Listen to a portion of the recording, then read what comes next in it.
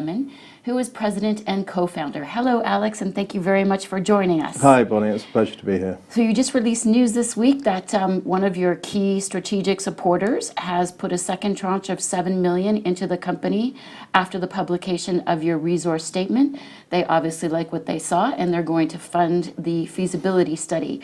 Give us a little bit more about that. Yeah, we're very excited with the developments of last week. We announced, as people would have seen, investors would have seen, a 60% increase in our measured and indicated resource, which has given us 21 million tons of resource to work with, as well as a very large inferred resource. So it's a very exciting time for us. Our strategic partners, Talaxis, which is part of the New Noble Group, have again supported the company.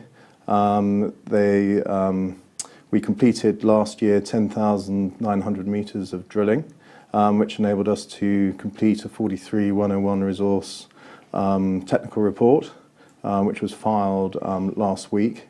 And that then hit off the process of getting the further £7 million invested into Lancaster exploration. And when do you expect the bankable feasibility study to be completed? The bankable feasibility study is already underway. Clearly the $7 million assists us in working on all the various work streams to complete the bankable feasibility study. They include a full ESIA, which is the environmental impact, with also a social and healthcare component. That's all being done to World Bank Equator Principles. So that's underway, working very closely with Digby Wells Environmental, based out of Johannesburg. We've got a whole series of stakeholder meetings and various studies being completed at the moment. At the same time, we've taken a 60-ton bulk sample for the future pilot metallurgical test work. Those piloting studies are going to take place in Australia at labs over there. We're expecting the bulk sample to be shipped within the coming month out of Malawi. And so at the moment, Talaxis is basically, once you've completed the bankable feasibility study, they could potentially be funding the development, and you will have 25% free carry. That's correct. There's an option, once we've completed the bankable feasibility study, which we're expecting to complete in 2020, Talaxis have an option to find the equity portion of, or provide the equity portion of the investment, and also the debt financing for the construction of the mine, and also for the processing plant. So that then will give us a 25% free carry in the project going forward. Macango won't need to be raising any funds for either current work streams, the bankable feasibility study, or the construction going forward. So it's a very exciting joint venture that we have with Talaxis. We're getting great support from the Talaxis team, who have many years of experience providing raw materials and offtake into the Asian market. And that's of huge benefit to us as a group. Being a rare earth company, there is not a lot of rare earth companies advanced at your stage. So obviously, Talaxis looked at that in the space and said, this is a company that we want to be in. So in the future, you probably will see a lot more M&A activity, acquisitions going on. And how do you see that space? Well, certainly, Talaxis carried out a huge amount of due diligence looking at projects throughout the world in the rare earth sector.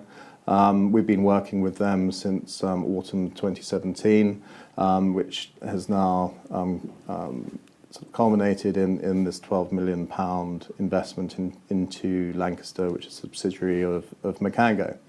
As far as what's happening out there in the rare earth sector, we're at a very exciting time. Just last week, Wesfarmers in Australia put in a bid for Lynas as a $1.5 billion dollar bid, which actually got turned down by Lynas. But it shows the interest in the sector, the growing interest. And it's all about electric vehicles, hybrid vehicles, and this revolution which is upon us, not just in the UK, in Europe, but throughout the world, particularly in China. And obviously, as well, the US has said that they would like to be able to source their rare earths outside of China, and are looking at projects that are available to them. And Malawi is obviously a good place to work on a political and economical and stable relationship. Well, Malawi is a great jurisdiction. It's part of the Commonwealth, English speaking, laws based on Commonwealth law. We've had huge support from the Malawian government over the last 8 or 9 years. That's from two different regimes, 3 different presidents, and numerous ministers within government. And not only the government, but also the local communities. And they're very important to us. So we've got support at all levels in the country. So it's an absolute pleasure to work in Malawi and help a very important project develop and bring in a potential new source of investment into the country. As far as Malawi as a jurisdiction, infrastructure is fantastic. There's a brand new railway line which comes from the deep water port of Nacala in Mozambique through to Blantyre and then on to Tete in Mozambique where the coal projects are. That's 50% owned by Mitsui and also Vale. We're very fortunate because logistics and bringing in reagents for the future mining project and for the processing plant is absolutely key to keep those costs to the minimum. So we're very fortunate from the point of view of logistics. We've got international airport within 2 hours drive of our project. We've got paved roads to within 15 kilometres of the site. There's new hydroelectric projects starting within the country. There's a new coal-fired power station being invested in by China. So there's a lot of developments going on. That's excellent. And obviously, Telexis looked at all of those aspects because infrastructure is very important because it can raise your capex if you're spending far too much on that. So where do you see the market in rare earths? Because obviously as electric vehicles continue to grow and more people are buying them, because we're just sort of at the beginning of that cusp of change. Where do you see the market going in the future? I'm really excited about the whole electric vehicle space and this sort of revolution which is on top of us. And everyone's sort of just carrying on as normal, thinking that they're going to be driving their petrol or diesel vehicles in the coming years. But you can see government policies changed, not just in the UK, but in the rest of Europe and also the rest of the world.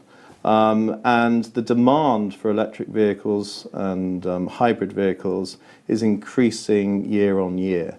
If you look at China, they're looking for 25% of all of their vehicles to be electric by 2025. That equates to around 7 million vehicles.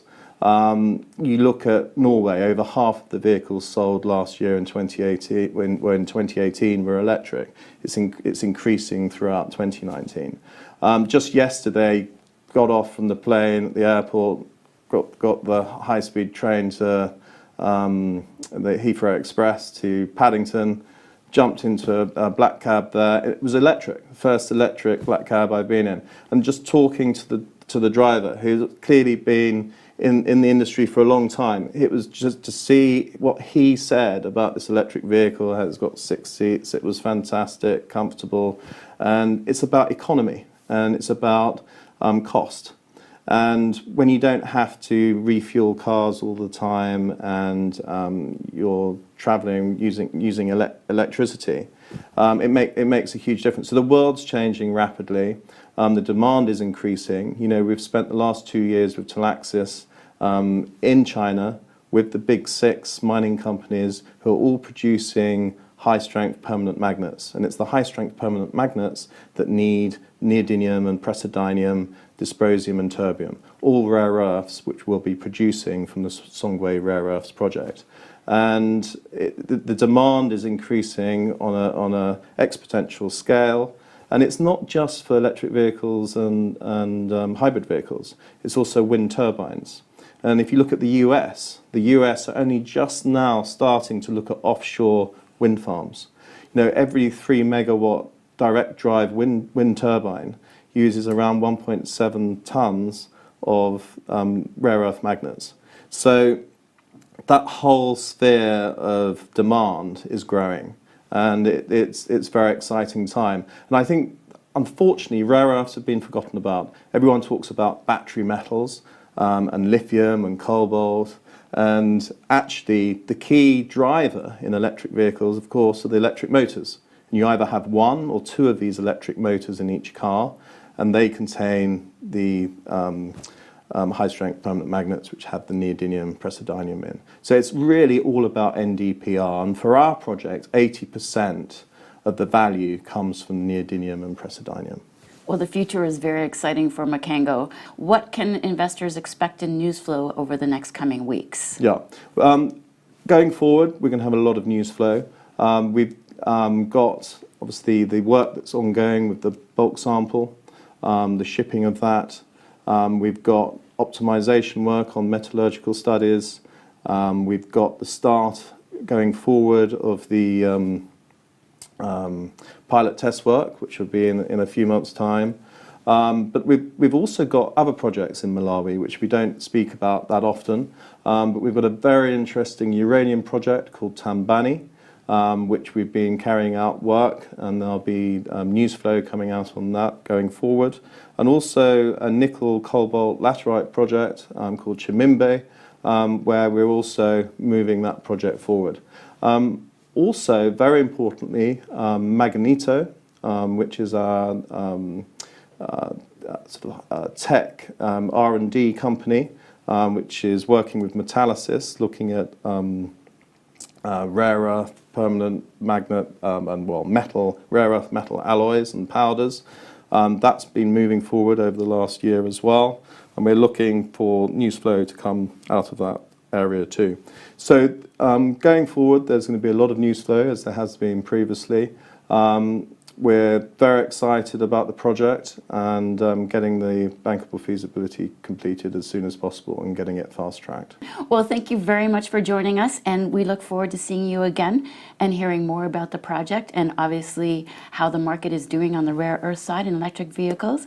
And thank you everyone for joining us on Bladway Business News. Have a very profitable day.